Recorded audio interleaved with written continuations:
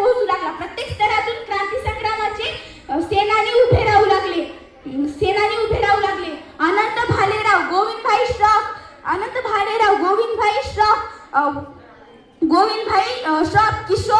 किशोर भाऊ शहाणे असे कितीतरी यांनी हा लढा चेतावला. पण त्यात काही स्त्रियाही कमी नव्हत्या. आशाताई वाघमारे, करुणाबेन चौधरी, सुशीलाबेन दिवाण आणि कित्येक विद्यार्थ्यांनी वंदे मातरम ही चळवळ चालवली.